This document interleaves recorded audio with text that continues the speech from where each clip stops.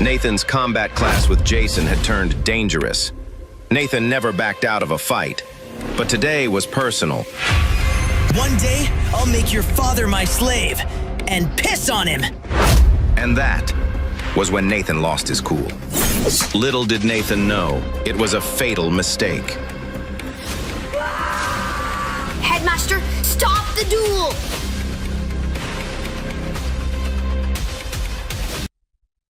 Finally, evening fell over the city of Godricshall, and Nathan went with Amelia towards the Lightstone family compound near the center of town. The entrance was lit up brilliantly with hundreds of candles, as dozens of noble families poured inside. Amelia fidgeted anxiously as they waited in a lineup to get in. She frowned as she looked over at Nathan and realized that he stood empty-handed. "Oh, Nathan, did you forget to bring the High Mountain Snow Rose? After all that trouble, you better not have left it at home." Nathan smiled mischievously and then shrugged. "Rest assured, Amelia, I've got it with me, in a way." "What do you mean, in a way? Where are you hiding it?" "Rest assured, I've brought with us a present that will make you proud, so don't look so embarrassed." "I'm not embarrassed. You're embarrassed." "Amelia?" Okay, fine. Maybe I'm a little nervous, that's all. I've been to a party this opulent before, and Sir Ian would be disappointed if we didn't bring the flower after all that mischief at the shop. Don't worry. I guarantee you he won't be disappointed with what I've brought." Before Amelia could respond, the line sped up and they were soon led by servants into the main hall of the Lightstone family's compound. Door creaks open. Festive bard music begins. The space blew both Hayfield siblings away with its sheer opulence. Candles lit up the high ceilings of the hallway in a variety of rich-colored hues. Jesters, snake charmers, fire-eaters, and acrobatic dancers attracted large crowds of nobles, while servants set down an endless number of silver dishes onto long rows of silk-draped tables. Meanwhile, a troupe of bards played festive tunes on their flutes, drums, harps, and fiddles. Amelia and Nathan froze as they struggled to take it all in. The sounds and sights immediately overwhelmed them, as too did the smells of roasted duck, pheasant, pork, and lamb.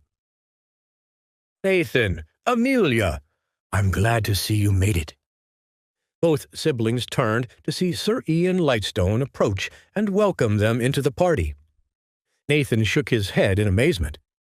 "You sure weren't kidding when you said you were busy preparing for this." "No, I was not." Then Sir Ian awkwardly turned to face Amelia. "Hi, Amelia. I was wondering if you'd like to follow me around for a bit. You know, since most of these people here are noble classmates of my sister, you likely won't know most of them. Perhaps you'd like to meet my mother?" Sir Ian beamed at Amelia as she smiled back at him. He knew that if anyone could change his father's mind on the matter of his arranged marriage to Bella Godrickson, it would be his mother. "Perhaps I would, Sir Ian, although—" What's wrong, my lady?" "It seems my brother forgot to bring our gift tonight. I'm terribly ashamed. I wished to present it to your sister myself. I ought to have just given it to you when we were at the shop." Sir Ian frowned and placed a comforting hand on Amelia's shoulder. "Please, don't fret. You can always grab it later. Besides, I already told my mother you planned to give Donna the High Mountain Snow Rose, and she's already thrilled." "Is she really?" "I swear it, Amelia. Don't worry about it." Amelia smiled as she looked deeply into Sir Ian's eyes. Nathan nudged her in the shoulder. "Go on then, sis. You two have some fun. I'll be fine exploring the party myself." Amelia hesitated for a moment, then nodded. "Well, all right then. I'll see you later, Nathan." Amelia then took Sir Ian's hand, and together the two of them ran off into a back room somewhere at the end of the hall. Nathan sighed and casually strolled around the hall. Most noble houses could fit a large number of people, This one was particularly impressive. Well over 200 guests had already arrived, and the space wasn't even half full. Most of the guests gathered in groups of twos or threes and ran around the hall as they whispered and shouted dramatically. These were likely Donna's classmates from the Academy of the Ancient Edge, and Nathan did not know any of them as he passed by them on his own. Many of them whispered to each other as he passed, but he didn't bother listening to them as he stared at the ancient tapestries that told the story of House Lightstone. He did notice, however, that their accents and manner of dressing reflected the fact that many of them were from Haroldsland, and not Godric's-landers. Nathan vaguely remembered Sir Ian once mentioning that the Lightstones had many close ties to Haroldsland, and that Donna's spiritual fighting academy was based there. Finally, his attention refocused on a few hostile gazes aimed at him from the Haroldsland warriors. Word of his duel with Boris had already traveled far, it seemed. Nathan sighed as he channeled the power of Asura and began to listen in on what exactly they were whispering about. The young warriors of Haroldsland stared daggers into Nathan Hayfield from across the massive party hall. Nathan closed his eyes as spiritual energy pooled around his eardrums, and he was able to make out their voices over the ambient beats of the festive music. "Who's that strange young warrior over there? He's not from Haroldsland like us, is he? Must be a local Godric's-lander. I don't think he went to the academy with us. I heard he's the son of a fallen noble, a weak clan known as House Hayfield. Apparently, they're on the verge of losing their noble title altogether." "What? So you're saying he'll be nothing more than a commoner in a couple of days? What's he doing here, then?" "I heard House Hayfield has to face up against the High House Raven in a series of challenge duels. Perhaps they're here to try to get close to the Lightstones and declare themselves as vassals to them." "Huh. What a leech, then, if that's the case. The weak ought to leave the strong alone at a time like this."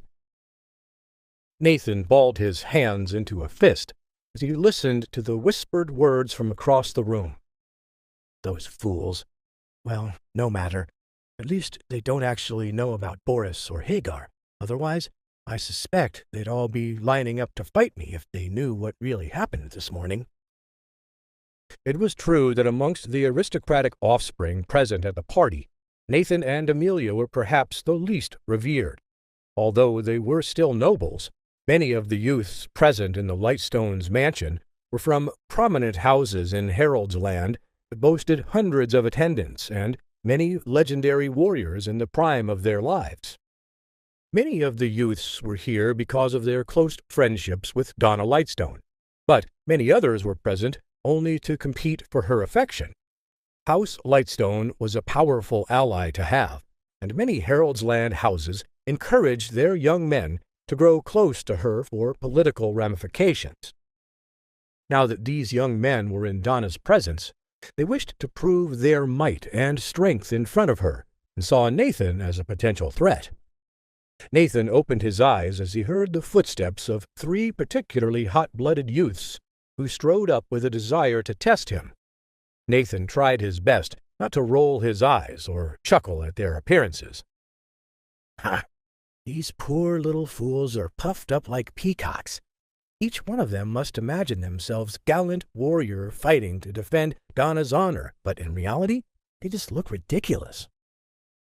Clearly, the 3 boys had been drinking wine throughout the night, building up the courage to ask for Donna's favor. Now that Nathan had disturbed their concentration, they sought to take out their anxious energy on him. Nathan knew that if it came to it, he'd go easy on them, considering how pathetically weak their spiritual fighting levels actually appeared to be. "Hey, you, Godric's-lander. I've never seen you before. What are you doing here?" The 3 boys stopped short of Nathan as he yawned and turned away from them. He could feel them jeering at him from over his shoulder. "What's wrong there, fellow? Too chicken to even face us like a man? What's a spineless coward like you doing in the noble halls of a family like this?" Nathan simply reached for a pastry on a silver tray and took a bite. His soul had already lived a long adult life in his past world and had matured beyond such childish behavior. Some harmless banter meant nothing to him. Nathan went to grab another pastry when the leader of the group smacked it out of his hands and got up in Nathan's face. "Are you deaf? I've spoken to you thrice now, and I won't speak to you again before my blade is drawn. I'll not have you disgrace Lady Lightstone with your low-born stench." Nathan sighed and turned to properly face the group of young men for the first time. "I'm simply minding my own business, and I suggest you mind yours as well. At the very least, go bump chests with another young buck looking to impress. I've no interest in you." "Oh, yeah? But what if I have interest in you, knave?" Please subscribe to the Pocket FM YouTube channel and press the bell icon for instant notification. Check out our channel for more such exciting shows.